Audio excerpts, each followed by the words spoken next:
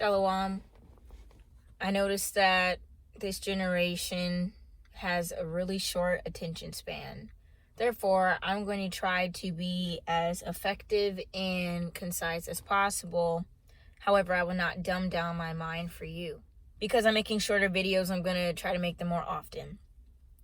Right now, I just want to address the New Jersey shooting. If you haven't heard about it, go look it up because that will take more of my video time. But long story short, there was a man and a woman who were driving in a stolen vehicle, and they went and shot up some Jewish place.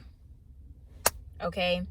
To make a point that those Jewish people aren't the real biblical Hebrew Israelite Jews. Now, here's the thing. Here's the thing with that. Number one, Israelites are supposed to be keeping the commandments. If you aren't keeping the commandments, even the stranger will keep the commandments. But if you claim to be an Israelite and you're not keeping the commandments, then you are being a heathen. And you might as well not even hold this title of an Israelite. I don't care if you think that you are blood related to Abraham, Isaac, and Yaakov.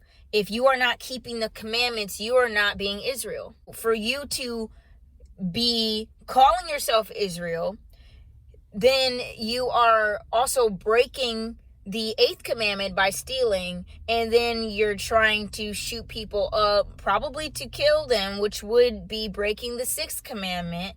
Like, what is going on?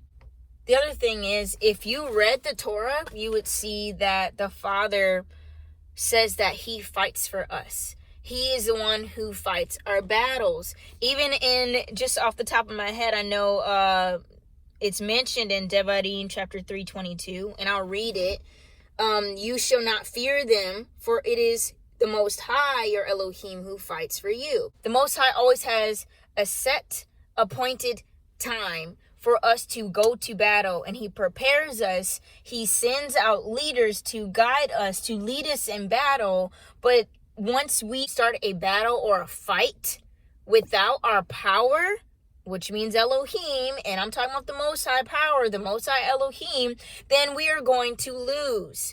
So it doesn't matter if you claim to be this or that. If you are fighting and depending on your own strength, you're making flesh your strength. You're depending on man. You're depending on what you have in your possession, but do not have the call to go and fight. He did not blow the trumpet to go to war physically yet.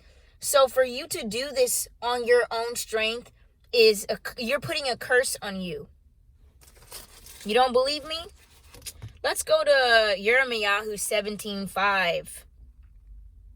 Thus says the Most High, cursed is the man who trusts in man and makes flesh his strength, whose heart turns away from the Most High.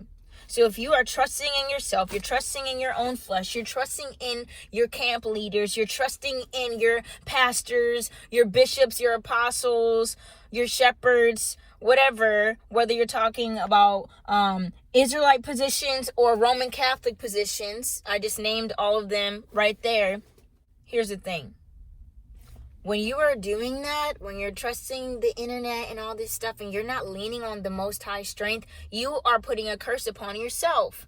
On top of the ones that are already mentioned in Devarim 28 for those who are actual Israelites, who are enduring curses from chapter 28, verses 16 through 68.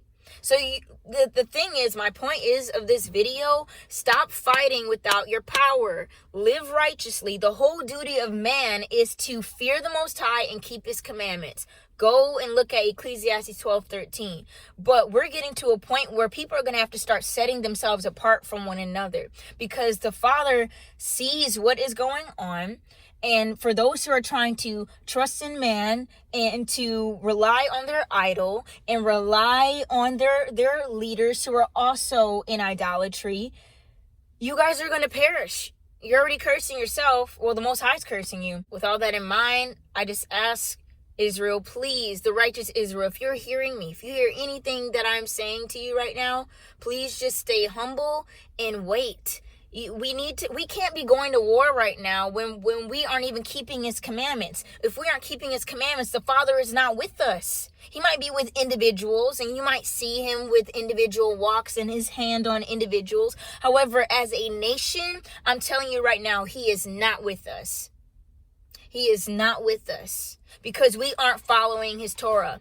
Most of the Israelites right now don't even think that the Torah matters because they think somebody else came and done away with all of that. And even if they say he fulfilled it, you still have to follow it. Whatever you believe, the Torah is our lamp, it's our guide, and it is the Most High's words. So if you want to go and follow man's words, you go ahead. But I was just letting you know